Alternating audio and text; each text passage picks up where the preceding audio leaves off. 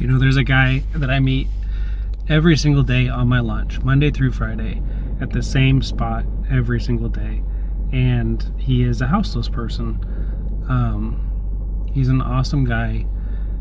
He doesn't have many friends. And every time I meet with him, I offer him food if I've got it. And he always refuses. I'll give him money at times when I've got it. I don't carry cash that much. But he's just an awesome guy, and it's kind of hard to watch sometimes because he gets a lot of looks from other people and the businesses around there.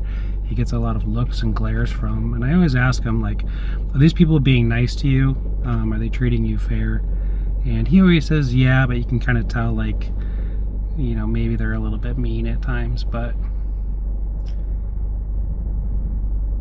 it's just funny because all it can take is one bad decision, one moment in your life to change everything, right?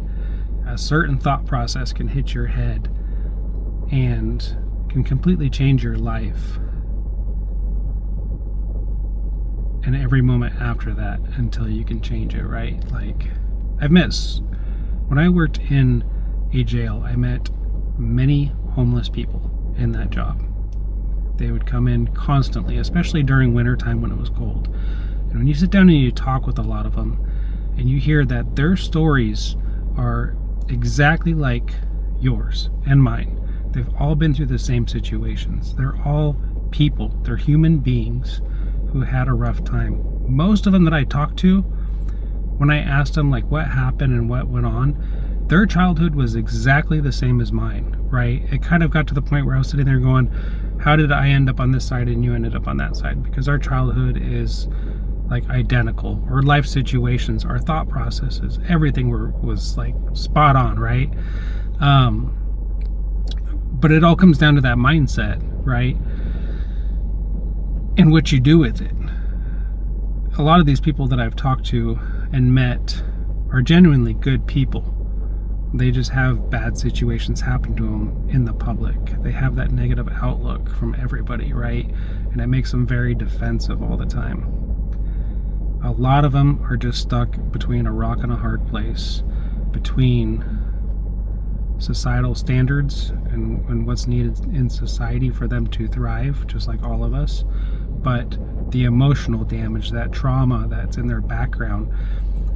If you talk to a houseless person, I guarantee if you talk to them enough to get them to open up, you will see the trauma in their background. And you can pinpoint the moment when that trauma went sideways on them, when their thought process changed on everything, right? Maybe that self-doubt, or that process of why does it matter, or I don't matter, or there's nothing I can do to change that. And those thought patterns can be very destructive in a person, especially if you feed it, right? Whatever you give attention to in your life is what you're feeding, right? If you have an idea and you throw that idea out there, you give it your attention. It's the same thing as throwing a seed in the soil, and the attention is watering that seed. If your mind focuses on the negative things, negative thought patterns that pop into your head, and you're constantly watering that seed as it pops into your head, of course it's going to grow. Of course it's going to sprout, right? You can acknowledge something and you could think about it and not dwell on it, not give it your full attention. And that is such a key thing to finding happiness in your life and having positive outcomes in your life. What you're feeding yourself, right? So, but I thought that was really cool. I meet him every single day. Amazing guy. But, bye.